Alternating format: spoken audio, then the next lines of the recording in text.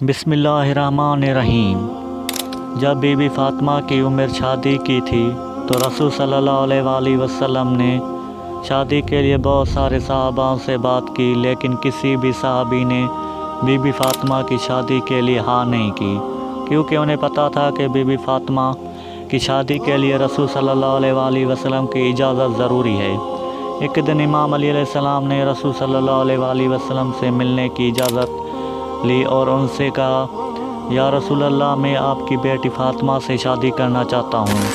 رسول صلی اللہ علیہ وآلہ وسلم نے امام علی علیہ السلام کی اس دعوت کو قبول کیا اور ان سے کہا، علی، تم میرے بھائی اور میرے دوست ہو، تمہاری میں اس دعوت کو ایکسیپٹ کرتا ہوں۔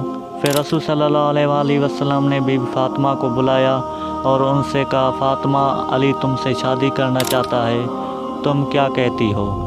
بی بی فاطمہ نے کہا، یا ابا، میں آپ کی مرضی کے ساتھ ہوں۔ اس کے بعد رسول صلی اللہ علیہ وآلہ وسلم نے امام علی علیہ السلام اور بی بی فاطمہ کی شادی کی اجازت دی اور ان کی شادی کی رسمیں پوری کیں۔ امام علی اور بی بی فاطمہ کی شادی کی ڈیٹ 1 محرم 2 AH 623 سینچری کے روپ میں لکھا جاتا ہے۔ یہ کہانی مسلمان اور اہل شیعت کے لیے بہت ہی پیار کی کہانی ہے، ٹھیک ہے۔ یہ ایک سمپل اور ایک بہت اچھی کہانی۔ آپ کو یہ ویڈیو اچھی لگی ہو تو کمنٹ میں ایک بار ضرور سبحان اللہ لکھیں اور اس چینل کو سبسکرائب کریں۔ ملتے ہیں نیکسٹ ویڈیو میں، تب تک کے لیے اللہ حافظ۔